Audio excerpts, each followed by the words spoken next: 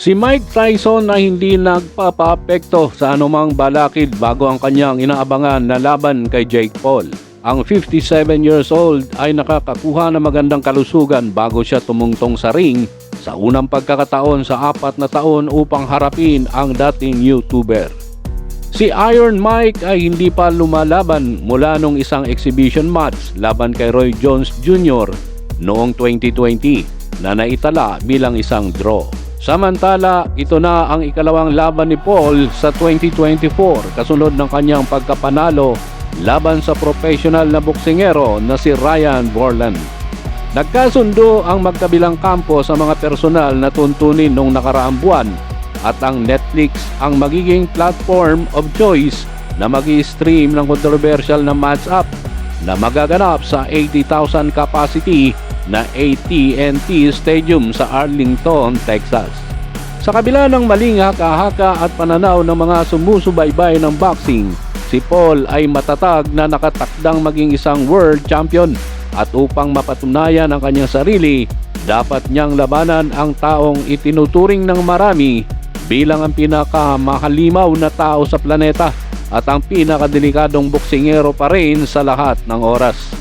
Nakakabaliw na isipin na sa aking pangalawang pro fight, nag-viral ako sa pagpapatumba kay Nate Robinson sa undercard ni Mike Tyson, sabi ng 27 years old sa X. Sa loob lamang ng 2.5 taon ng pagkakatatag ng MVP Most Valuable Promotions, gagawa kami ng pinakamalaking laban sa kasaysayan, isang laban sa pinakamalaking NFL stadium sa US na may broadcast ng live sa pinakamalaking streaming platform sa mundo, isang testamento sa lahat ng nagawa natin sa napakaikling panahon, dagdag pa ng YouTuber.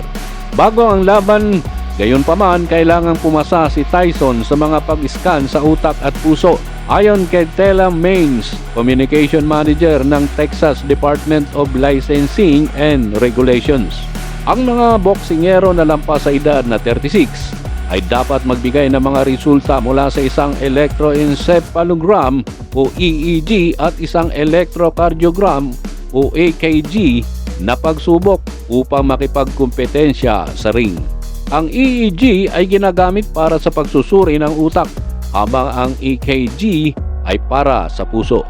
Maaari rin kaming humiling ng karagdagang pagsubok kung sa tingin namin ay ang pupito, sinabi ni Maines sa USA Today Sports. Medyo karaniwan para sa isang promoter na humiling ng isang petsa ng ilang buwan, ngunit hindi kaagad ibinigay ang iminungkahing card. Si Nakisa Bidadrian, co-founder ng Paul's Most Valuable Promotions, ay nagpunta rin sa social media para tugunan ang faking chismis na pumapalibot sa laban.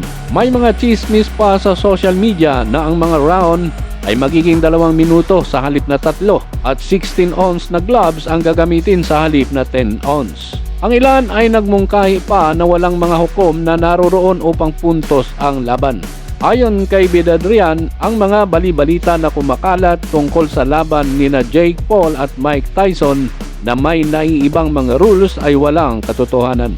Si Mike Tyson ay nagsasanay ng gusto na hindi niya ginawa nung nakalipas niyang panahon mula nang siya ay nagretiro. Maganda ang kanyang kalusugan at siya ay mapanganib pa rin bilang isang boksingero na halos lahat ng mga nakasagupa, kaya kahit na mas bata ang kanyang kalaban, mapanganib pa rin ito para kay Jake Paul.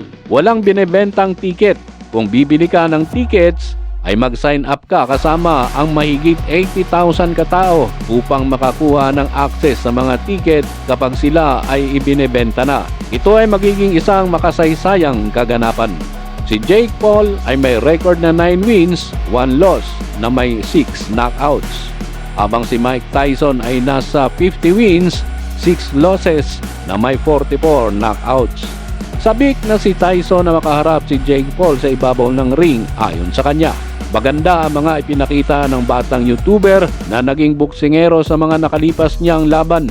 At dito makikita kung ano ang kanyang magagawa laban sa isang dating halimaw sa ibabaw ng ring. Nais ni Tyson na wakasan na ang pamamayagpag ni Jake Paul ngayon pa lamang. Makakaharap ni Tyson si Paul sa July 20, 2024. Kaya kanino ba kayo? Isa kaya si Jake Paul sa magpapatahimik kay Mike Tyson O si Mike Tyson kaya ang puputol sa pamamayagpag ng YouTuber turn boxer? I-comment lamang sa ibaba ang inyong mga opinyon.